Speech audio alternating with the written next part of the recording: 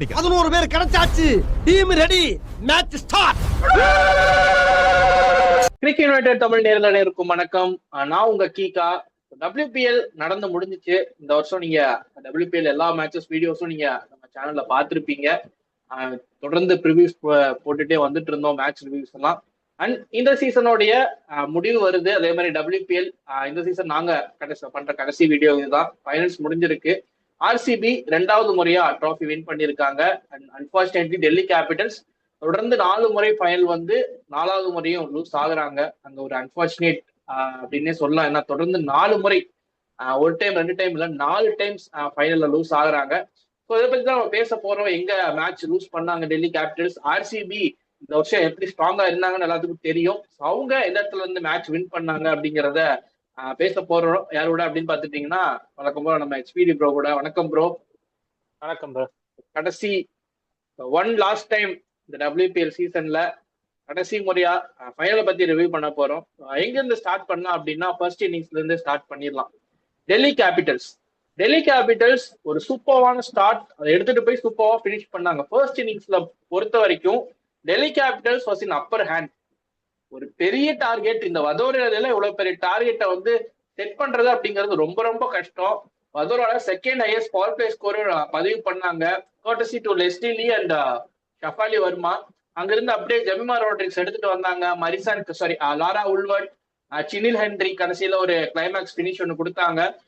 Overall batting எடுத்துட்டோம் அப்படின்னா பக்காவா இருந்துச்சு. எந்த குறையுமே நம்ம சொல்ல முடியாது, எங்கேயுமே நம்ம சொல்லவே முடியாது. எல்லாருமே சூப்பரா பண்ணாங்க அவங்களுக்கு கொடுத்த ரோல. லெஸ்லி லீ ஸ்டார்ட் பண்ணதா இருக்கட்டும், ஷஃபாலி வர்மா வந்து அந்த ஒரு கேமியோ ஆஃப் இன்னிங்ஸ் ஆடிட்டு போனதா இருக்கட்டும், ஒரு நல்ல ஸ்டார்ட். அதுக்கப்புறம் ஜெமிமா ரோட்ரிக்ஸோட சேர்ந்து லாரா உல்வர்ட் அப்படியே மேட்ச் எடுத்துட்டு போய் கெனில் ஹென்ரி வரும்போது கொஞ்சம் ஸ்லோ பால்ஸ் போட்டு கண்ட்ரோல் பண்ண மாதிரி இருந்துச்சு. பட் அவங்க அப்படியே கேபிட்டலைஸ் பண்ணி ஒரு காம்படேட்டிவ் டோட்டல் 203 எடுத்துட்டு போனாங்க. ஃபைனல்ஸ் 203 அப்படிங்கிறது 220 மாதிரி ஒரு ப்ரெஷர் கண்டிப்பா போடும். சூப்பரான ஒரு பேட்டிங்கு. RCB பவுலர்ஸ் கொஞ்சம் எப்படி சொல்றது, லாரா பெல் எல்லாம் போட்டாங்க. பட் மற்ற பவுலர்ஸ் யாருமே வந்து பெரிய லெவல்ல சரியா போல்ட் பண்ணல அப்படிங்கிற மாதிரி தான் இருந்துச்சு. டெல்லி கேபிட்டல்ஸ் உடைய பேட்டிங் டிஸ்பிளே நேத்து ஃபர்ஸ்ட் இன்னிங்ஸ் நீங்க அதை எப்படி பாத்தீங்க? டெல்லி வந்து ஒரு கிளியர் கட்டா போனாங்க. அந்த ஒரு பேட்டிங்ல எங்கேயுமே வந்து தொய்வு இல்லாம போகணும்னு ஒரு பெரிய டார்கெட்டை நம்ம வச்சிருவோம், நம்ம பவுலிங் நமக்கு வந்து கை கொடுக்குன்ற நம்பிக்கையில தான் அந்த ஒரு பெரிய டார்கெட் வச்சாங்க. அவங்க பவுலிங் அன்பார்ச்சுனேட்டா நேற்று பேக் ஃபயர் ஆயிடுச்சு. சுத்தமா அவங்க பவுலிங் எடுபடாம போயிடுச்சு. ஃபுல் அண்ட் ஃபுல் டெல்லியோட பேட்டிங் வந்து ஒரு பக்காவான பேட்டிங். ஒரு சினேல் என்ட்ரி கூட அடிச்ச அடிய பார்க்கும்போது எனக்கு வந்து 2016 மென்ஸ் டீம் பிளாஷ்பேக் எனக்கு வந்துருச்சு. டக்குனு பென் கட்டிங் எப்படி திடீர்னு அவுட் ஆஃப் சிலபஸ் வந்து அடிக்கிறத அச்ச மாதிரி அடிச்சிட்டாங்களோ அந்த மாதிரி. ஏன்னா மொத விக்கெட் அவங்க தான் எடுப்பாங்க கட்டிங் மாதிரி. உண்மையில ஒரு மாதிரி டக்குன்னு அந்த ஒரு பிளாஷ்பேக் எல்லாம் வர ஆரம்பிச்சுது. ஆனா RCB அதுக்கப்புறம் ஆடின பேட்டிங் வந்து வெறித்தனமான பேட்டிங். ஒரு சேஸை எப்படி கொண்டு போகணும்னு 2 பேருமே கொண்டு போனாங்க. நம்ம RCB டாபிக்ல வரும். டெல்லியோட பேட்டிங் வந்து கிளியர் கட்டா லாரன் பால்ல நம்ம தடுத்துருவோம், நம்ம நிறுத்தி விக்கெட் அவங்களுக்கு கொடுக்க வேணாம், மத்தவங்களை வச்சு நம்ம அடிச்சிருவோம் அப்படின்றத கிளியர் கட்டா இருந்தாங்க. பிளான் எல்லாம் பேட்டிங்ல பக்காவா பண்ணிட்டாங்க. ஏன்னா RCB நேற்று ஒரு பேட்டர் ஷாட் என்னை பொறுத்த வரைக்கும் பூஜா வஸ்டேக்கர் அந்த இடத்துக்கு வந்துட்டாங்க. அவங்க ஃபுல் அண்ட் ஃபுல் நம்பி போயிட்டாங்க. என்னோட இருக்கிற 6 பேர் எனக்கு போதும், இவங்களை வச்சு நான் முடிச்சுக்கிறேன். அந்த மாதிரி ஸ்டேஜ்ல ஒரு 203 வந்து டெல்லி பவுலர்ஸ் கேபிட்டலைஸ் பண்ண தவறிட்டாங்களோ அப்படின்றது என்னோட ஒரு எய்ம். நல்ல பேட்டிங், ஆனா புவரான பவுலிங் அண்ட் ஃபீல்டிங், இதுலதான் மேட்ச் கைய விட்டு போச்சு. புவரான ஃபீல்டிங்னா அவங்க வந்து கிரவுண்ட் ஃபீல்டிங்ல நான் குறை சொல்ல மாட்டேன். கடைசி கட்டத்துல அந்த ஒரு எப்படி சொல்றது, அந்த பவுண்டரி லைன்ல சின்ன சின்ன மிஸ்டேக்ஸ் பண்ணாங்க. மின்னுமணின்னு நினைக்கிறேன் 2-3 இடத்துல வந்து ஒரு சின்ன ஃபம்பிள் பண்ணி பவுண்டரிஸ் போக விட்டது. லாஸ்ட்ல வந்து ஒரு கேட்ச் ஒன்னு டிராப் பண்ணது. இந்த மாதிரி மின்னுமணி அவங்களோட இடத்துல வந்து நேத்து பண்ண சின்ன சின்ன ஃபம்பிள்ஸ் தான் கடைசி ஓவருக்கு வந்து அவங்களால அந்த ரன்ஸை வந்து எடுத்துன்னு போக முடியல. லாஸ்ட் ஓவர்ல ஒரு 15-16 ரன்னுன்ற மாதிரியான டிஃபரன்ஸ் இருந்திருந்தா இந்த ஆட்டம் எப்படி வேணா மாறி இருக்கும். அதே மாதிரி நேற்று RCBயோட பவுலிங் ரொட்டேஷன்ஸ்லயும் நேற்று இன்னொரு முக்கியமான விஷயம், டெல்லியோட பவுலிங்ல ஸ்பின் பவுலிங் சுத்தமா எடுபடல. நேற்று ஸ்பின் பவுலிங் படுத்துருச்சு. Full and full pace bowling தான் காப்பாத்தினது. நந்தினி சர்மா நேற்று நல்லாவே போட்டாங்க. ஈவன் தோ 4 ஓவர் 41 ஃபிகர்ஸா பார்க்கும்போது அது வந்து எக்ஸ்பென்சிவா தெரியும். ஆனா மேட்சோட கான்டெக்ட் ஃபுல்லா பாத்தீங்கன்னா தெரியும், நந்தினி சர்மா தான் இந்த மேட்சை இவ்வளவு தூரம் இழுத்துன்னு வந்ததே டெல்லிக்குன்னு நான் சொல்லுவேன். அன்பார்ச்சுனேட்டா Especially அவங்க ஓவர்ஸ்ல ஆக்சுவலி அந்த 18வது ஓவர் அதை பத்தி நம்ம பேசி ஆகணும். அந்த ஓவர் தான் ஆக்சுவலா பாத்துட்டீங்கன்னா ஆல்மோஸ்ட் ரன்னபிள் வந்துருச்சு மேட்ச். நந்தினி சர்மா அந்த ஓவர் ஒரு ஓவர் டைட்டா போட்டாங்க. அதுலயுமே லாஸ்ட் பால் பவுண்டரி அடிப்பாங்கன்னு நினைக்கிறேன் ஸ்மிருதி மந்தனா. பட் அந்த ஓவரை ஃபர்ஸ்ட் 5 பால் டைட்டா போட்டிருந்தாங்க. ஒருவேளை அந்த பவுண்டரி போகலன்னா கூட இன்னும் மேட்ச் கொஞ்சம் க்ளோஸா வந்திருக்கும். இன்னும் 2 பால் போயிருக்கும் மேட்ச். அந்த ஒரு ஓவர் தான் இந்த கேமை வந்து டெல்லி பக்கம் அப்படியே மாத்தி கொடுத்துச்சு. ஒரு ப்ரெஷர் போட்டாங்க. அதுக்கு அடுத்த ஓவர் வந்து ஸ்மிருதி மந்தனாவுடைய விக்கெட், ரிச்சா கோஷுடைய விக்கெட், ஸ்மிருதி மந்தனாவுடைய wicket, back to back wickets கிடைச்ச அப்படியே கேம் வந்து கொஞ்சம் அப்படியே ஒரு மாதிரி டிசி சைடு வர்றதுக்கு காரணம் நந்தினி சர்மா தான்.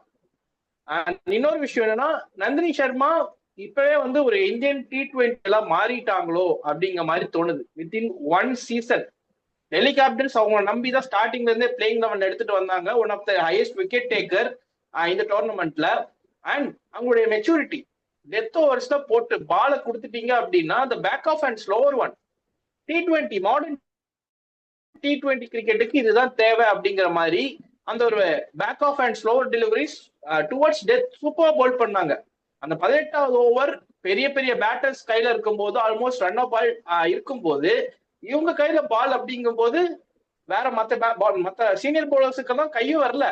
இவங்க போல் பண்ணாங்க. அந்த இடத்துல ஒரு பதட்டம் இல்ல. இந்தியன் T20 டீம்ல கண்டிப்பா வந்து இடம் பெற வேண்டிய ஒரு பிளேயர் அப்படின்னா Nandini Sharma the one for ஃபியூச்சரா நான் பாக்குறேன். கண்டிப்பா T20 ஆடுவாங்க, இந்தியா ஆடுவாங்க. கிரூஷியல் டைம்ல இந்தியாவுக்காக ஒரு பெரிய பிக் கேம்ஸ் எல்லாம் சூப்பரா போல் பண்ணுவாங்க அப்படிங்கிறது இப்ப இருந்தே நம்மளால பார்க்க முடியுது நந்தினி சர்மா. அண்ட் அங்கிருந்து அப்படியே நம்ம ஆர்சிபியோடைய பேட்டிங் எடுத்துட்டு வருவோம் அடுத்த செகண்ட் இன்னிங்ஸ்ல.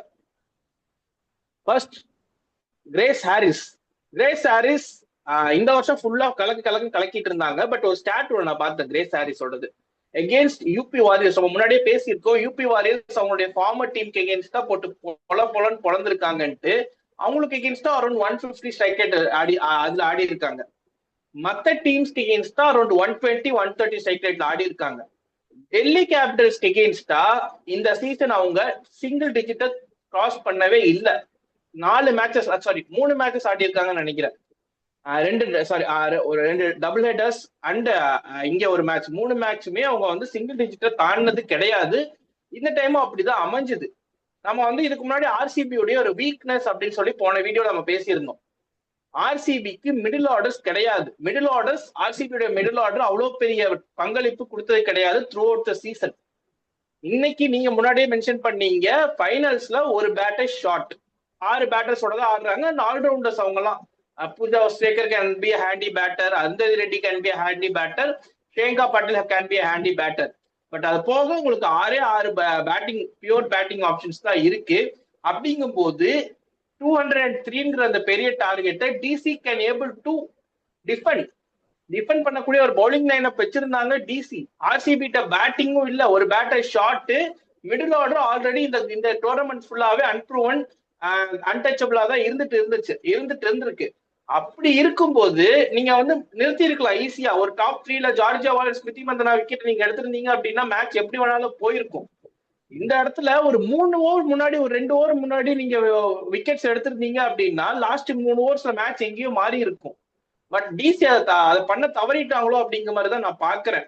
ஒரு 2 ஓவர் 3 ஓவர் முன்னாடி விக்கெட்ஸ் இல்லைன்னா கண்ட்ரோல், ஒரு 2 ஓவர் 3 ஓவர் கண்ட்ரோல் பண்ணிருக்கலாம். ஏன்னா 203 அட் ஃபைனல்ஸ் அப்படிங்கிறது ஒரு பயங்கர ப்ரெஷர், ஒரு பெரிய டார்கெட் 10 ரன்ஸ்க்கு மேல அடிக்கணும் அப்படிங்கும் போது.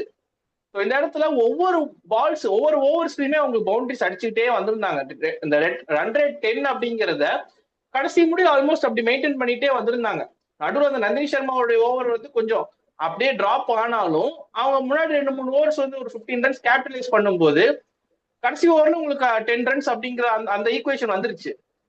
ஸோ ஓவருக்கு ஓவர் இந்த பவுண்டரி அடிக்கணும் அப்படிங்கிறத வந்து ஆர்சிபி சீரியஸா எடுத்துட்டு வந்தாங்க.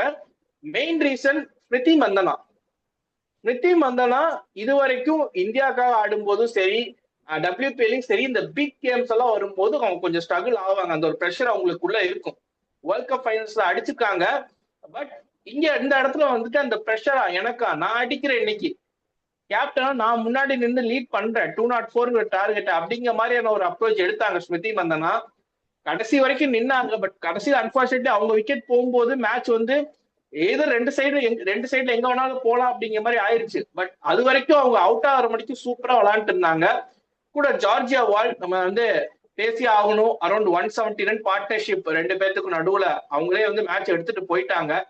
ஆர்சிபியோடைய பேட்டிங் எப்படி இருந்துச்சு? டிசி வந்து கம்ப்ளீட்லி அவுட் பிளே பண்ணிட்டாங்க with the pressure of finals. அந்த ப்ரெஷர் இல்லாத மாதிரி தான் ஆடினாங்க. ஸோ இதை எப்படி பாக்குறீங்க? One of the incredible batting அப்படி batting display from Georgia Wall and Smriti Mandhana அப்படின்னு நான் சொல்லுவேன். நீங்க இதை எப்படி பாக்குறீங்க? பெஸ்ட் பர்ஃபார்மன்ஸ் அவள்தான், one of the best performance இந்த ஹிஸ்டரி. இந்த மாதிரி ஒரு ஃபைனல்ஸ் வந்து நீங்க வந்து ஒரு 170 ரன் பார்ட்னர்ஷிப் பண்றதே ஒரு பெரிய விஷயம். உங்களுக்கு வந்து ஃபர்ஸ்ட் விக்கெட் போன உடனேவே இவங்க ப்ரெஷருக்குள்ள சோக் ஆகாம, ஏன்னா டிபிக்கலா உங்களுக்கு ஃபர்ஸ்ட் விக்கெட் வந்து ஒரு பிரைம் பேட்ஸ்மேன் அவங்க அவங்க கிரேஸ் ஹாரிஸ் தான் இவங்க வந்து சிலபஸ்ல வச்சிருந்தாங்க. ஜார்ஜியாவால அவங்க வந்து பெருசா எஸ்டிமேட் பண்ணிருப்பாங்களான்னு கேட்டா என்னை பொறுத்த வரைக்கும் இல்லைன்னு நான் சொல்லுவேன். ஆனா ஜார்ஜியாவால் வந்து கவுண்டர் அட்டாக் பண்ணாங்க. பவர் பிளே ஃபுல்லா அப்பர் அண்ட் ஜார்ஜியாவால் இருந்தாங்க. ஸ்மிருதி மந்தனா அமைதியா இருந்தாங்க. ஆக்சுவலா ரோல்ஸ் வந்து நமக்கு பவர் பிளே வரைக்கும் பார்த்தா ஸ்மிருதி மந்தனா ஆங்கர் பண்ண போறாங்க, ஜார்ஜியாவால் அடிச்சு ஆட போறாங்கன்னு. பவர் பிளே முடிஞ்ச உடனே அந்த ஒரு மந்தனாவோட ஷிஃப்ட்டை நம்ம பார்த்தோம். அந்த பவர் பிளே முடியும் போது ஆங்கரிங் ரோல் பண்ண போறது நான் இல்லடா ஜார்ஜியா வாலுன்னு ஒரு ஓவருக்கும் ஒரு 4 எங்க இருந்தாவது அவங்க கேப்பை பிக் பண்ணிக்கினே இருந்தாங்க. எந்த ஒரு பவுலரையுமே செட்டில் ஆகவே விடல. அதுதான் பெரிய இது. இந்த மாதிரியான ஒரு சேஸ் 200+ சேஸ்ல ஆர்சிபி 10 ஓவர் வரைக்கும் 10 ரன்ஸ் பர் ஓவர்ல டிராவல் பண்ணிக்கிட்டு இருந்தாங்க. எங்கேயாவது ஒரு 2 ஓவர் ஒரு 2 ரன்ஸ் 3 ரன்ஸ் அந்த மாதிரி வந்திருந்தா ரிக்வயர் ரேட் ஆட்டோமேட்டிக்கா ஏறி இருக்கும். அந்த ஒரு விஷயத்துல ஆர்சிபி விடவே இல்லை. ஓவருக்கு ஒரு 4 அடிச்சுக்கினே இருந்தாங்க. எனக்கு தெரிஞ்ச நந்தினி சர்மா தான் மேக்சிமம் அந்த ஒரு 4 வந்து இவங்க ஏர்ன் பண்ண வச்சாங்க. நந்தினி சர்மா கிட்ட இருந்தா கஷ்டப்பட்டு அந்த ஒரு பவுண்டரி வர வச்சது. மீதி எல்லாருமே ஸ்லோவா ரன்ஸை கொடுத்துக்கினே இருந்தாங்க. அந்த ஒரு பவுண்டரி வந்தனா நிறுத்தவே இல்லை, யாரையுமே செட்டில் ஆக விடல. எஸ்பெஷலி நந்தினி சர்மா. நந்தினி சர்மாவை வந்ததுல இருந்து அடிச்சிருந்தாங்க. அவங்க நந்தினி சர்மா கன்சீட் பண்ண எல்லா பவுண்டரிஸுமே ஸ்மிருதி மந்தனா கிட்ட மட்டும்தான், வேற யாருக்கிட்டயுமே அவங்க கன்சீட் பண்ணல நேத்து ஃபுல்லா. மந்தானா நேத்து ஆடின விதம் இது வரைக்கும் ஸ்மிருதி மந்தனா இந்த மாதிரியான ஒரு பர்ஃபார்மன்ஸை நம்ம பார்த்ததே இல்லை. அரௌண்ட் 200+ ஸ்ட்ரைக் ரேட்ல ஒரு கட்டத்துல ஜார்ஜியாவால் அப்படியே அமைதியா ஆயிட்டாங்க. ஜார்ஜியாவால் வெறும் ஸ்ட்ரைக் ரொட்டேட் பண்ணி மந்தனா கிட்ட கொடுத்துருவோன்ற மாதிரி ரோலுக்கு போயிட்டாங்க. மந்தனா தான் நேத்து வெறித்தனமான ஒரு பர்ஃபார்மன்ஸ் கொடுத்தாங்க. இவங்க டெல்லியை பொறுத்த வரைக்கும் எனக்கு அவங்க பவுலிங் ரொட்டேஷன்ஸ் எனக்கு ரொம்ப ஒரு டிசப்பாயிண்டிங்கா இருந்துச்சு. உங்களுக்கு சுத்தமா ஸ்பின்னர்ஸ் எடுபடலன்னும் போது அவங்க விக்கெட் டேக்கிங் ஆப்ஷன்ஸ் பக்கமே போகல. அவங்க கடைசியில அவங்க விக்கெட் டேக்கிங் ஆப்ஷன் எப்ப அவங்க 16வது ஓவர்ல தான் அந்த மாதிரியான ஒரு இதுக்கு போறாங்க. இப்ப சினேல் என்ட்ரிக்கு எல்லாம் ஓவர் இருக்குதுன்னும் போது ஸ்னேரானாக்கு ஒரு ஓவர் தள்ளி விடலான்ற மாதிரி நீங்க போறீங்க. தள்ளி விடுற ஓவர்ஸை வந்து நீங்க வந்து ஒரு 8வது ஓவர் 10வது ஓவர்ல நீங்க ட்ரை பண்ணிருக்கலாமே. அதை ஏன் ஒரு 13வது ஓவர்ல வந்து நீங்க கொண்டு வந்து ட்ரை பண்ணி பாக்குறீங்க? உங்களுக்கு அந்த டைம்ல நீங்க குரூஷியலா நீங்க விக்கெட்டை எடுத்தே ஆகணும். இந்த மாதிரியான 13 to 15 ஓவர்ல மேட்ச் உங்களுக்கு மாறிடும். அப்படிதான் மேட்ச் மாறிடுச்சு. ஒரு ஓவர் வந்து உங்களுக்கு கொஞ்சம் ஸ்லோவா போச்சு. ஒரு 7 ரன்ஸோ 8 ரன்ஸ் பெர் ஓவர் தான் போச்சு. அதுக்கு அடுத்த ஓவர் ஸ்னேரானா வந்தாங்க. அந்த ஓவர்ல வந்து 15 ரன்னுக்கு போயிடுச்சு. இப்படின்ற போது ஸ்னேரானாவை முன்னாடியே கொண்டு வந்திருக்கலாமோ அப்படின்றது என்னோட ஒரு தாட். இன்னொன்னு, ஒரு ஓவர் லாஸ்ட் ஓவர் வந்து யாராவது ஒரு பேஸ் பவுலர் போட்டிருந்தா கண்டிப்பா இந்த மேட்ச் வந்து கடைசி பால் வரைக்கும் போயிருக்கும். அது நந்தினி சர்மாவா இருந்திருந்தா மேட்ச் வந்து டிசி பக்கமும் நான் போயிருக்கோம் நான் சொல்லுவேன். இல்ல, நந்தினி சர்மாவுக்கு ஓவர்ஸ் முடிஞ்சு அவங்க அந்த 18வது ஓவர்லயே 4th ஓவர் கம்ப்ளீட் பண்ணாங்க. அதுதான் ஒரு ஓவர் அவங்க பேஸ் பவுலருக்கு நிறுத்தி வச்சிருக்கலாம். அவங்க பேஸ் பவுலர்ஸை நம்பாம ஸ்பின்னர்ஸ், உங்களுக்கு இன்னைக்கு மேட்ச் ஃபுல்லாவே ஸ்பின்னர்ஸ் உங்களுக்கு எடுபடல. இன்னொன்னு, ஸ்பின்னர்ஸோட லென்த் வந்து ரொம்ப டிசப்பாயிண்டிங்கா இருந்துச்சு. கீச்சார்னி 4 ஓவர் போட்டாங்க. அவங்களோட லென்த் சுத்தமா அவங்க சரியா போடல. எல்லாமே ஒண்ணு ஷார்ட்டா போட்டுக்கினே இருந்தாங்க, இல்ல ஸ்லாட்ல கொடுத்துக்கினே இருந்தாங்க. சுத்தமா அவங்களோட நேத்து பவுலிங் வந்து ரொம்ப ஒரு பிலோ ஆவரேஜான ஒரு பெர்ஃபார்மன்ஸ். அதே மாதிரி ஓவருக்கு நல்லா போயின்னு இருக்கும்போது ஒரு 4வது 5வது பால் 6வது பால்ல ஒரு பவுண்டரியை கன்சீட் பண்ணினே இருந்தாங்க டெல்லி. ஃபீல்டிங்ல நம்ம முன்னாடியே சொன்னதுதான், மின்னுமணிக்கு நம்ம சொன்னதுதான். இதெல்லாம் வந்து உங்களுக்கு கேப்ல இருக்கும்போது நீங்க ஏதாவது ஒரு எஃபர்ட் போட்டு நீங்க அந்த பவுண்டரி கட் பண்ண பார்த்து இருக்கணும். 2 இடத்துல அதே மாதிரியான ஒரு மிஸ்டேக்கா அவங்க பண்ணாங்க. பவுண்டரி லைன்ல ஒரு இடத்துல வந்து சரியா அந்த டைம்ல வந்து நீங்க எதுவுமே அவங்க ட்ரை பண்ணல. அப்படியே அவங்க நின்னுட்டாங்க. பால் அவங்கள தாண்டி தான் பவுண்டரிக்கு போகுது. இங்க அந்த மாதிரி ஒரு 2 இடத்துல இவங்க பண்ணும்போதே உங்களுக்கு ஆல்ரெடி 4 ரன்ஸ் நீங்க வேஸ்ட் பண்றீங்க. இதெல்லாம் டெல்லிக்கு வந்து பேக் ஃபயர் ஆயிடுச்சு. ஸோ அதே மாதிரி நான் இங்க அப்படியே வைண்ட் அப் பண்ணிடலாம் சொல்லிட்டு அப்படியே ஆர்சிபியோடைய பேட்டிங் யூனிட் வந்து ஸ்மிருதி மந்தனாவுடைய அந்த எப்படி சொல்றது அந்த தைரியத்தை வந்து இங்க பாராட்டி ஆகணும். என்னதான் 204 டார்கெட் ஈஸியா சேஸ் பண்ண மாதிரி நமக்கு காட்டியிருந்தாலும் வித் பேட்டர் ஷாட், நீங்க முன்னாடியே சொன்ன அந்த பாயிண்ட்டுக்கு நான் வரேன். வித் பேட்டர் ஷாட் அப்படிங்கும் போது ஓவருக்கு ஒரு பவுண்டரிஸ் அடிக்கணும் அப்படிங்கிற மாதிரி பார்த்துட்டு அடிச்சுக்கிட்டே இருந்தாங்க. அந்த இடத்துல கொஞ்சம் மிஸ் ஆயிருச்சு, அதிரடியா ஆடாம கொஞ்சம் மிஸ் ஆயிருச்சு அப்படின்னா இந்த மேட்ச் எங்க வேணாலும் போயிருக்கலாம். ஏன்னா இங்க பேட்டர்ஸும் ஷாட் இந்த மாதிரியான ஒரு பெரிய ஸ்கோர் அப்ரோச் பண்றாங்க அப்படிங்கும் போது ஒரு 8 பேட்டர் 9 பேட்டர் டீமுக்குள்ள நீங்க ஹேண்டியா இருக்காங்க அப்படிங்கும் போது அடின்னு அடிக்கலாம். ஓகே, பின்னாடி ஆள் இருக்கு அப்படிங்கிற மாதிரி நம்ம பார்த்து ஆடல. இந்த இடத்துல பின்னாடி வந்து உங்களுக்கு அடுத்து ஸ்மிருதி மந்தனா, ஜார்ஜியா வாலுக்கு அப்புறம் அடுத்து ரிச்சா கோஷ், நதீன் டி கிளர்க், அதுக்கப்புறம் இன்னொரு பேட்டர் ராதா யாதவ்.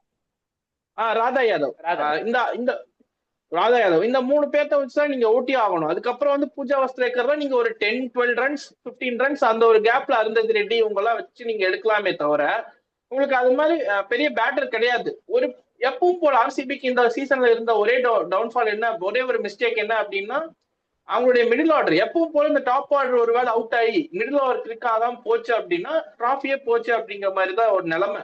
அந்த இடத்துல ஸ்மிருதி மந்தனா தைரியமா ஆடினாங்க. நான் அடிச்சு ஆடுறேன், இந்த பின்னாடி ஆள் எல்லாம் பரவாயில்ல, எப்படியும் ஓவர்ஸுக்கு 10 ரன் நமக்கு தேவைப்படும், 10 ரன்ஸ் நான் எடுக்கிறேன், 10 ரன்ஸா எடுத்துட்டு போவோம் அப்படிங்கறத சேஸை வந்து சூப்பரா அப்ரோச் பண்ணாங்க. அதுக்கு ஒரு கை மேல ஒரு பலனாக இந்த செகண்ட் ட்ராஃபியை நான் பாக்குறேன். எப்படி சொல்றது, ரொம்ப ஈஸியாலாம் வின் பண்ணல அப்படிங்கிற மாதிரி சொல்லலாம். ஆர்சிபி ஃபைனல் முடியும் ஓரளவுக்கு மற்ற டீம்ஸ் ஈஸியா அடிச்சுட்டு வந்துட்டாங்க அப்படின்னு நம்ம சொன்னாலும் இந்த ஃபைனல்ஸ் வின் பண்ணது அவங்களுக்கு அவ்வளவு ஈஸி கிடையாது. அந்த ப்ரெஷரான ஸ்கோர்ல வித் பேட்டிங் ஷாட் இது எல்லாமே நம்ம பின்னாடி இருந்து பார்க்கணும். ஏன்னா இந்த டார்கெட் நம்ம நார்மலா ஒரு ஸ்கோர் கார்டு எடுத்து பார்க்கும் போதோ இல்ல நம்ம இந்த மேட்சை பார்க்கும் போதோ ஈஸியா அடிச்சிட்டாங்க. ஓவருக்கு ஒரு பவுண்டரி வருது, 170 ரன்ஸ்ல ஈஸியா வந்துருச்சு, 170 ஃபார் 1 விக்கெட் அப்படிங்கும் போது ஈஸி வின் அப்படின்னு சொல்லலாம்.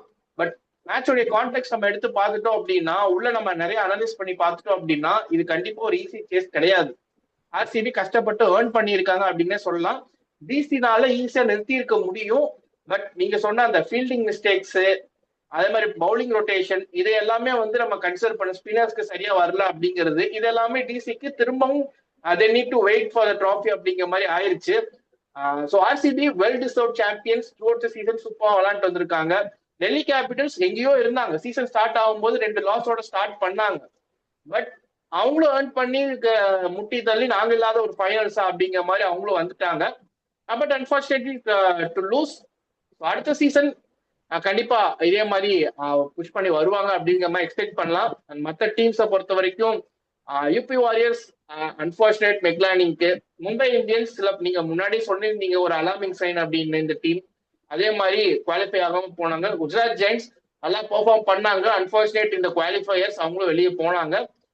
ஆர்சிபிக்கு செகண்ட் ட்ராஃபி அண்ட் 3 வருஷம் 3 ட்ராஃபி அடிச்சிருக்காங்க. அவங்களுக்கு இந்த ட்ராஃபிலெஸ் ட்ராட் அப்படிங்கிறது 2024 இருந்து குட் டைம் ஸ்டார்ட் ஆன மாதிரி நான் ஃபீல் பாக்குறேன். கண்டினியூ ஆகும் அப்படின்னு நம்புறோம். ஸோ இதுதான் WPL சீசன் 4. இந்த வீடியோஸ் ஃபுல்லாவே நீங்க இந்த த்ரூஅவுட் சீசன் என்ஜாய் பண்ணிருப்பீங்க அப்படின்னு நினைக்கிறேன். நாங்க எங்களுடைய அனாலிசிஸ் நாங்க ஷேர் பண்ண எங்களுடைய ஒப்பீனியன் அண்ட் தாட்ஸ். அடுத்த வருஷம் WPL உமன்ஸ் மேட்சஸ் கண்டிப்பா அடுத்து வர உமன்ஸ் டோர்னமெண்ட்ஸ் எல்லாம் பெரிய டோர்னமெண்ட்ஸ் வேர்ல்ட் கப் எல்லாம் வருது. கண்டிப்பா உமன்ஸ் டீமை பத்தி நம்ம பேசுவோம். இப்போதைக்கு நம்மளுடைய ஷிஃப்ட் ஃபோக்கஸ் அப்படியே இங்கிருந்து வேர்ல்ட் கப் பக்கம் திரும்புது. அடுத்து வேர்ல்ட் கப் சீசன் அதுக்கான வீடியோஸ் எல்லாம் உங்களுக்கு ஒன்னொன்னா 1 by 1 நம்ம சேனல்ல வந்துட்டே இருக்கும். அந்த வீடியோஸை பார்த்து என்ஜாய் பண்ணுங்க. எங்களுடைய தாட்ஸ் ஒப்பீனியன்ஸ் நாங்க சொல்றோம், உங்களுடைய தாட்ஸ் அண்ட் ஒப்பீனியன்ஸ் நீங்க கமெண்ட் செக்ஷன்ல சொல்லுங்க. அது வரைக்கும் உங்களிடம் இருந்து விடைபெறுவது நான் கீகா அண்ட் SPD. நன்றி, வணக்கம். நன்றி, வணக்கம்.